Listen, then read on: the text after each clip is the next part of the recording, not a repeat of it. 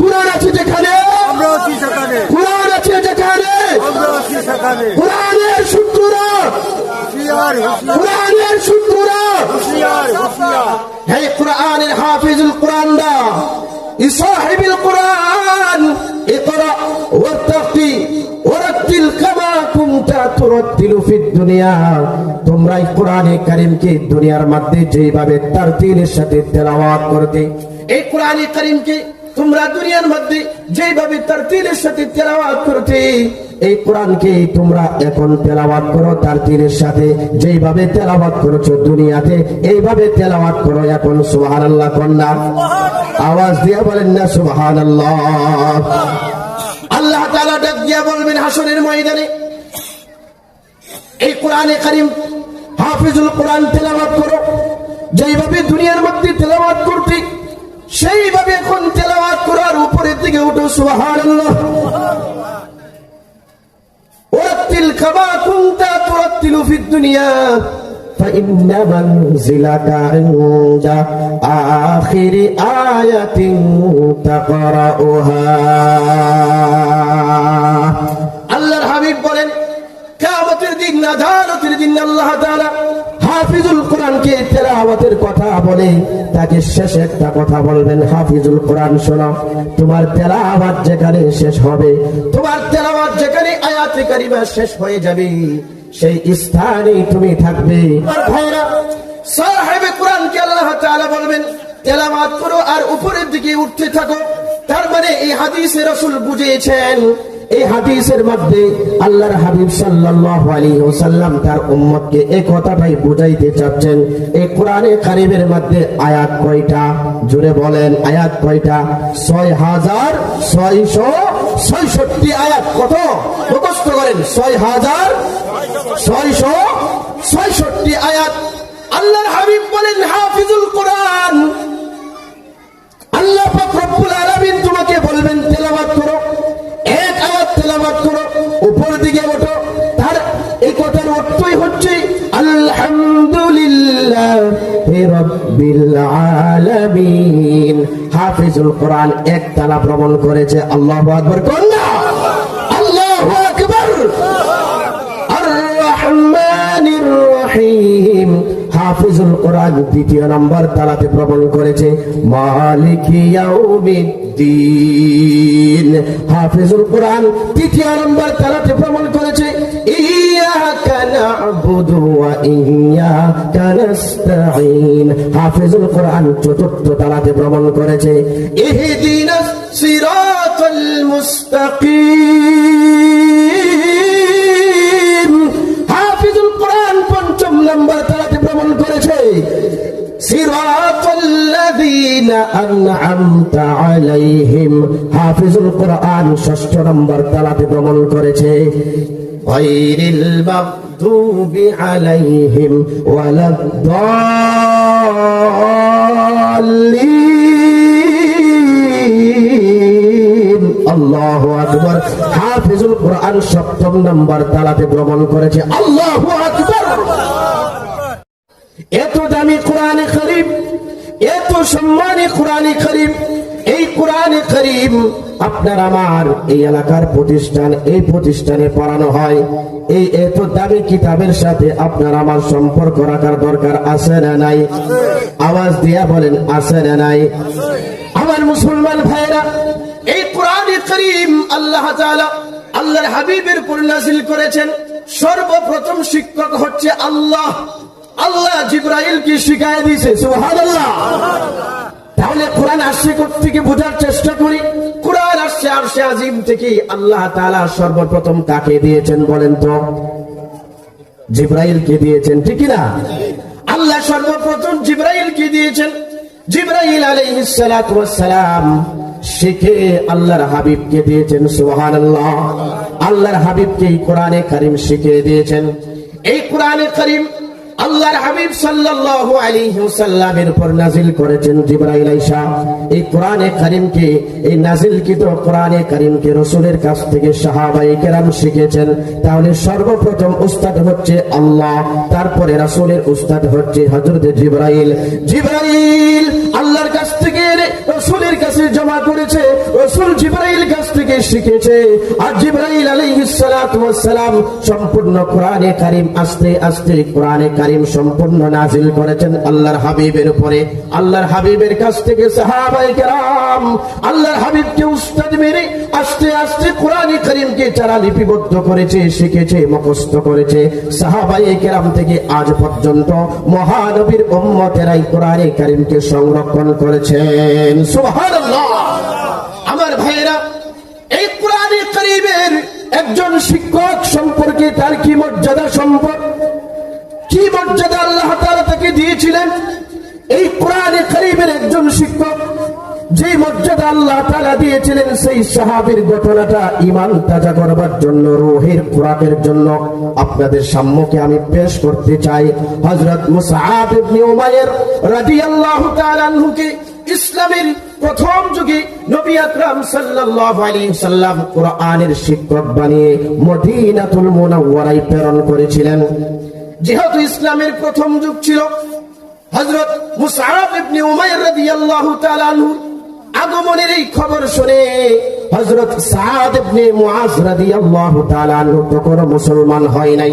হযরত সাদ ইবনে মুআজ রাদিয়াল্লাহু তাআলা আনহু মুসলমান না হওয়ার কারণে তার দিলের ভিতরে কোরআনের প্রতি আক্রোশ ছিল, কোরআনের প্রতি মহব্বত না থাকার কারণে সেই স্থানে তার রাগ ছিল। হযরত মুসআব রাদিয়াল্লাহু তাআলা আনহু যখন উনি মসজিদের ভিতরে কোরআনে কারীম মানুষদেরকে শিখাইতেছিলেন, এই মজলিসের মধ্যে উপস্থিত হয়ে সাদ রাদিয়াল্লাহু তাআলা আনহু ডাক দিয়া বললেন, হযরত মুসআব, তুমি আমাদের মদিনার পরিবেশকে নষ্ট করে দিবার জন্য আসছো, মদিনার মানুষের পরিবেশকে নষ্ট করে দিবার জন্য আসছো। সে এমন মনের ভিতরে পরিকল্পনা নিয়ে গেছে। হযরত মুআজ হযরত সাদ রাদিয়াল্লাহু তাআলা আনহু মুসলমান না হওয়ার কারণে হযরত মুসআব রাদিয়াল্লাহু তাআলা আনহুর প্রতি রাগ এমন পরিকল্পনা করেছে। হযরত এই যে কোরআনের শিক্ষক ছিল, সেই কোরআনের শিক্ষক সাহাবীকে মদিনা থেকে বের করে দিবে। আমার মুসলমান ভাইয়েরা, ঘটনাটা শেষে যে শুনবেন কতটুকু মজা এবং দিলের খোরাক হয়। এই কোরআনে কারীম হযরত মুসআব রাদিয়াল্লাহু তাআলা আনহু মানুষদেরকে শিখাইতেছিলেন, আর দ্বীনের কথাগুলো মানুষদেরকে শিখাইতেছিলেন। কোরআনে কারীমের যে মর্যাদা সেইগুলো বলতেছিলেন। হযরতে সাদ ইবনে সাবিত রাদিয়াল্লাহু তাআলা আনহু এই কোরআনের মহব্বত, ভালোবাসা, ইসলামের আদর্শ দেখে দেখে সে দ্বীনের প্রতি আকৃষ্ট হয়েছে, কোরআনের প্রতি আকৃষ্ট হয়েছে, কোরআনকে ভালোবেসেছে। কোরআনের উপরে এমন মহব্বত তার সৃষ্টি হয়ে গেছে। হযরত সাদ ইবনে মুআজ বলে, আমি কোরআনের প্রেমিক হয়ে গেলাম। আল্লাহু আকবার। কোরআনের মহব্বতকারী হয়ে গেলাম, কোরআনকে ভালোবেসে ফেললাম, ইসলামের আদর্শকে ভালোবেসে ফেললাম। আমি কোরআনের প্রেমিক, আদর্শ, ভালোবাসা নিয়ে জীবন যাপন করতে চাই, আল্লাহর কোরআনকে নিয়ে জীবন যাপন করতে চাই। হযরত সাদ রাদিয়াল্লাহু তাআলা আনহু মুসলমান হয়ে গেলেন। সুবহানাল্লাহ। মুসলমান হয়ে গেলেন। এখন তিনি নিজেই কোরআনে কারীম শিখতে শুরু করেছেন, কোরআনে কারীম নিজেই ধারক বাহক হইতে শুরু করেছেন। কোরআনে কারীমের মর্যাদা আল্লাহ তাআলা এমন ভাবে দিয়েছেন, তার উপরে এমন ভাবে সম্মান আর মর্যাদা দিয়েছিলেন। আল্লাহর হাবিব সাল্লাল্লাহু আলাইহি ওয়াসাল্লাম মদিনার মসজিদে তিনি বসে আছেন। এমন এক সময় হযরত জিবরাইল আলাইহিস সালাতু ওয়াস সালাম এসে বলতেছেন, নবীজি গো, আপনি কি জানেন এই মদিনার মধ্যে আজকে কে ইন্তেকাল করেছে? হযরতে মুহাম্মদুর রাসূলুল্লাহ সাল্লাল্লাহু আলাইহি ওয়াসাল্লাম বললেন, না না না জিবরাইল, আমি মদিনায় কে মারা গিয়েছে আমি জানি না, তবে তুমি কি বলতে পারো মদিনায় কে মারা গিয়েছে? এতটুকু কথা হযরতে জিবরাইলের সাথে হযরতে নবী করিম সাল্লাল্লাহু আলাইহি ওয়াসাল্লামের হয়ে যায়। হযরতে জিবরাইল আকর্ষণ জাগাইতেছেন, এখন নবীজি যার ব্যাপারে আল্লাহ তাআলা আমাকে পাঠিয়েছেন, সুবহানাল্লাহ, কোনে যার মৃত্যুতে আল্লাহর আরশ আজিম কেঁপে উঠেছে, সুবহানাল্লাহ। এই কোরআনের মর্যাদা আল্লাহ তাআলা দিয়েছেন। হযরত সাদ রাদিয়াল্লাহু তাআলা ইসলামের শুরু যুগে কোরআনের সাথে তার দ্বন্দ্ব ছিল, কোরআনকে ভালোবাসতো না, কিন্তু দ্বীনের প্রতি ভালোবাসা, তার আদর্শ দেখার পরে এই ভালোবাসায় সে মুক্ত হয়ে ইসলাম গ্রহণ করে নিজেও কোরআন শিক্ষা গ্রহণ করেছে, তার বাচ্চা কাচ্চাদেরকে কোরআনে কারিমের শিক্ষা পাঠ দান করেছেন। আল্লাহর হাবিব সাল্লাল্লাহু আলাইহি ওয়াসাল্লাম হযরত জিবরাইল আলাইহিস সালাতু ওয়াস সালামকে ভাই বললেন, ভাই জিবরাইল তুমি কি বলতে পারো আমার মদিনার মধ্যে কে ইন্তেকাল করেছে? জিবরাইল বলে না, নবীজি গো, যার ব্যাপারে আল্লাহ তাআলা আপনার কাছে আমাকে প্রেরণ করেছে, আল্লাহ তাআলার আরশে আজিমের মধ্যে কাঁপন শুরু হয়ে গেছে, যিনি মৃত্যুবরণ করেছে। আল্লাহর নবীজি সন্দেহমূলক বললেন, জিবরাইল আমার মনে হয়েছে আমি ভুলে গিয়েছিলাম আমার সাহাদের কথা, আমি ভুলে গিয়েছিলাম সাহাদের কথা। সাদ অসুস্থ ছিল, মনে হয় কিনা সাদই মারা গিয়েছে। নবীজি সাল্লাল্লাহু আলাইহি ওয়াসাল্লামের এই কথা শুনে জিবরাইল বললেন, নবীজি গো, সাদ রাদিয়াল্লাহু তাআলা আনহু মৃত্যুবরণ করেছেন। সাদের মৃত্যুর কারণে আল্লাহ তাআলা আমাকে আপনার কাছে পাঠিয়েছেন জিজ্ঞাসা করবার জন্য। সাদের মৃত্যুর কারণে আল্লাহর আরশে আজিমের মধ্যে কাঁপন ধরে গেছে। সুবহানাল্লাহ, আওয়াজ দিয়ে বলেন সুবহানাল্লাহ।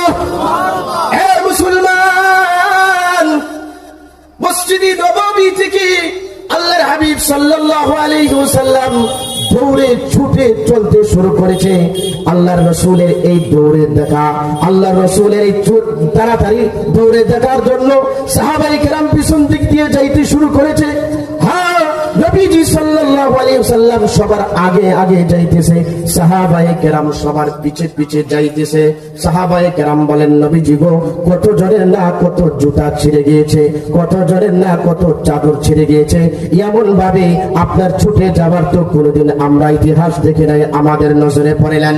আগো নবীজি, আপনি কেন এত দৌড়ে দৌড়ে যাচ্ছেন? হযরতে মুহাম্মদুর রাসূলুল্লাহ সাল্লাল্লাহু আলাইহি ওয়াসাল্লাম বাবারে ডাক দিয়ে বলেন, ও আমার সাহাবীরা, শুনো শুনো শুনো, যার ব্যাপারে হযরত জিবরাইল আইসা আমাকে খবর দিয়েছে আল্লাহর আরশে আজিমের মধ্যে কাঁপন ধরেছে, আমার সাদ বুঝি ইন্তেকাল করেছে। আমি যাওয়ার আগেই নাকি আল্লাহ তাআলার ফেরেশতারা আয়েশা তাকে গোসল দেয়া দেয়, এই গোসলের কাজটার থেকে আমি বরকত থেকে নাকি বঞ্চিত হয়ে যায়। এই জন্য ফেরেশতারা আসার আগে আমি রাসূল যাওয়ার চিন্তা করেছিলাম। আল্লাহু আকবার।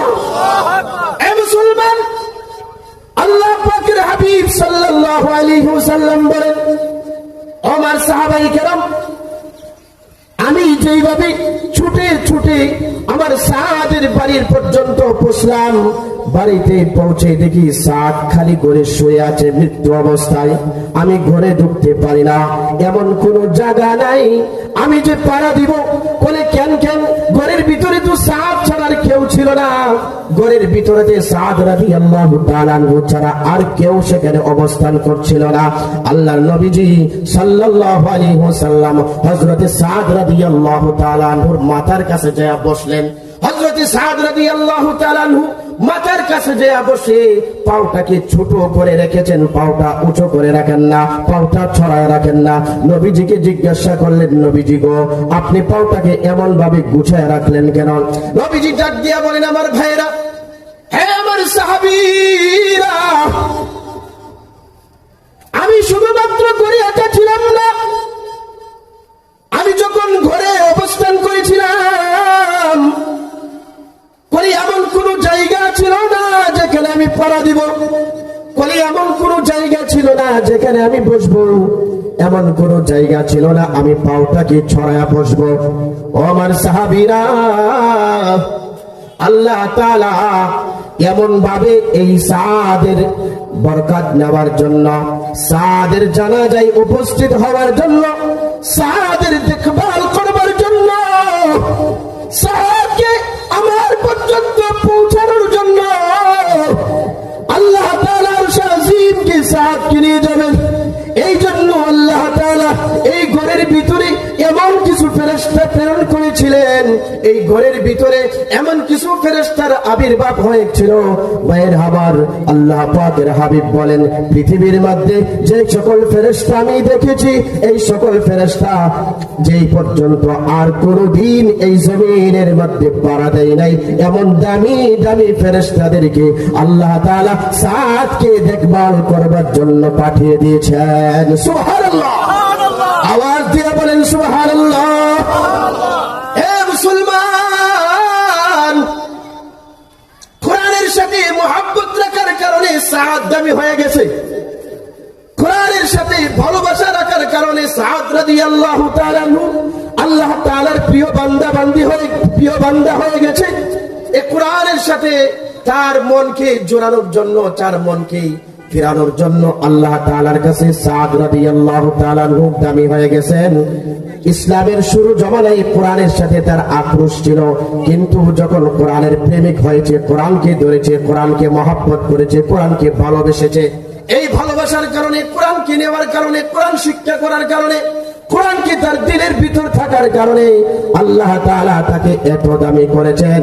মৃত্যুর পরে আল্লাহ তাআলা তার জানাজা পড়ার জন্য হাজার হাজার কোটি কোটি ফেরেশতা নিযুক্ত করেছেন।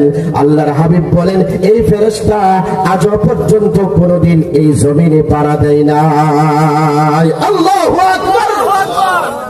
তাহলে এই কোরআনের দাম আছে না নাই? এই কোরআনের মূল্য আছে না নাই?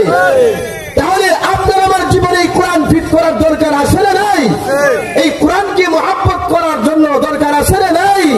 এই কোরআনকে ভালোবাসবার দরকার আছে না নাই? এই কোরআনের হাফেজ তৈরি করবার দরকার আছে না নাই? আপনার আমার সন্তানকে এই কোরআন দিয়ে তাদের জীবন গঠনের দরকার আছে না নাই? সাহাবীরা জিন্দেগি আছে না, আমাদের দরকার আছে না নাই? এই জন্য ভাই কোরআনকে ভালোবাসতে শিখি। আল্লাহ তাআলার এই কিতাবকে, নিজের জীবনকে সৌন্দর্য মণ্ডিত করার জন্য এই কোরআনকে আপনি আমি হাতে নিয়ে চুমো খেয়ে ভালোবেসে কোরআনের রাহত, কোরআনের বাহক হয়ে যাবার চেষ্টা করবো তো ইনশাআল্লাহ। কোরআন আছে যেখানে আমরা আছি সেখানে, কোরআন আছে যেখানে আমরা আছি সেখানে। কোরআনের সূত্ররা, কোরআনের সূত্ররা এই মাদ্রাসায় এই কিতাবটাই পড়ানো হয়, ঠিক কিনা বলেন? আমরা কোরআনের পাগল হয়ে যাব ইনশাআল্লাহ। জোরে বলেন ইনশাআল্লাহ। আমার ভাইরা, এই কোরআনে কারীম যদি কেউ পড়ে, যদি কেউ হাফেজুল কোরআন হয়, তাহলে যে হইল তার অমূল্য, যে তেলাওয়াত করলো তার মূল্য, যার সন্তান তেলাওয়াত করলো বাবা মার মূল্য, যেই সন্তানের পিছনে মেহনত পরিশ্রম করলো তারও মূল্য।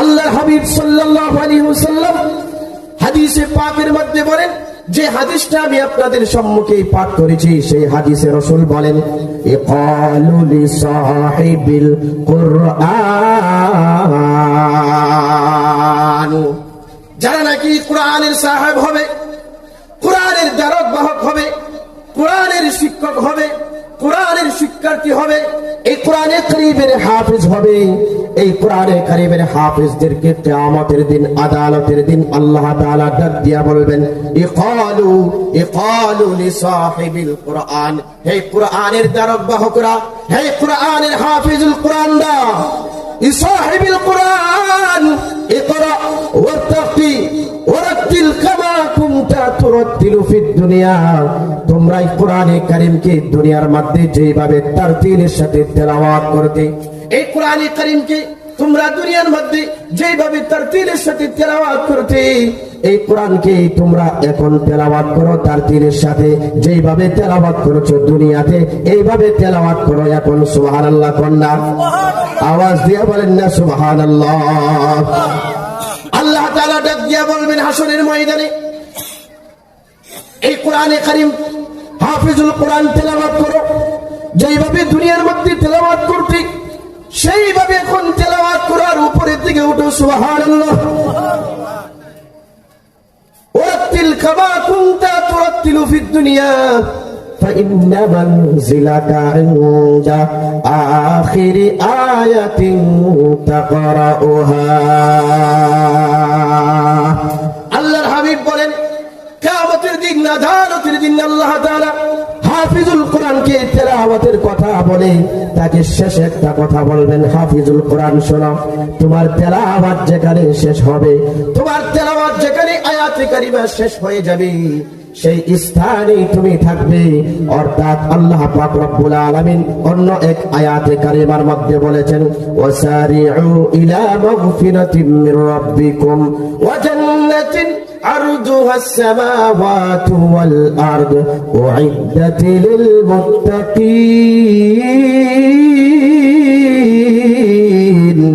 আল্লাহু আকবার।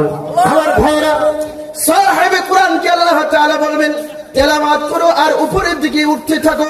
তার মানে এই হাদিসে রাসূল বুঝিয়েছেন, এই হাদিসের মধ্যে আল্লাহর হাবিব সাল্লাল্লাহু আলাইহি ওয়াসাল্লাম তার উম্মতকে এই কথাটাই বুঝাইতে চাচ্ছেন।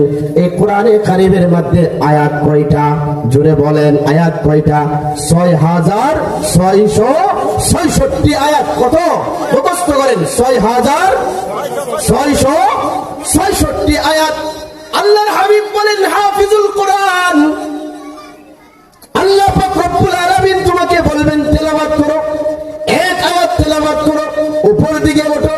তার এই কথার অর্থই হচ্ছে আলহামদুলিল্লাহি রাব্বিল আলামিন। হাফিজুল কোরআন এক তালা ভ্রমণ করেছে। আল্লাহু আকবার। কন্যা আল্লাহু আকবার। আর রহমানির রহিম। হাফিজুল কোরআন দ্বিতীয় নম্বর তালাতে ভ্রমণ করেছে। মালিকি ইয়াউমিদ্দিন। হাফিজুল কোরআন তৃতীয় নম্বর তালাতে ভ্রমণ করেছে। ইয়াকা না'বুদু ওয়া ইয়াকা নাস্তাঈন। হাফিজুল কোরআন চতুর্থ তালাতে ভ্রমণ করেছে। ইহদিনাস সিরাতাল মুস্তাকিম। হাফিজুল কোরআন পঞ্চম নম্বর তালাতে ভ্রমণ করেছে। সিরাতাল্লাযীনা আন'আমতা আলাইহিম। হাফিজুল কোরআন ষষ্ঠ নম্বর তালাতে ভ্রমণ করেছে। গায়রিল মাগদুবি আলাইহিম ওয়ালাদ-দাল্লিন। আল্লাহু আকবার। হাফিজুল কোরআন সপ্তম নম্বর তালাতে ভ্রমণ করেছে। আল্লাহু আকবার। আল্লাহর হাবিবের ভাষা অনুযায়ী এইভাবে কোরআনে কারীমের সাহেব যারা হবে, কোরআনে কারীমের হাফেজ যারা হবে, তারা এক আয়াত তেলাওয়াত করবে, ঊর্ধ্ব জগতে উঠতে থাকবে, এক এক তালায় ভ্রমণ করতে থাকবে। আল্লাহর হাবিব বলেন, ফা ইন্না মানজিলাকা ইনদা আখিরি আয়াতিন তাকরাউহা। আল্লাহ তাআলা বলবেন, হে হাফিজুল কোরআন, তুমি একটা আয়াত পড়ো, এক তালায় ভ্রমণ করো। অর্থাৎ বোঝা যায় কোরআনে কারীমের যে 6000 আয়াত পড়বে, 6066 তালায় সে ভ্রমণ করবে। 6000 আয়াত পড়বে, 6000 তালায় ভ্রমণ করবে। 66 আয়াত পড়বে, 66 তালায় ভ্রমণ করবে।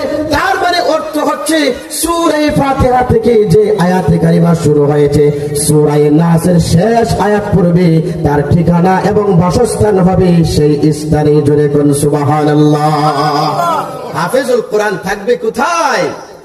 6666 তালা। বলেন 6666 তালাই। আল্লাহু আকবার।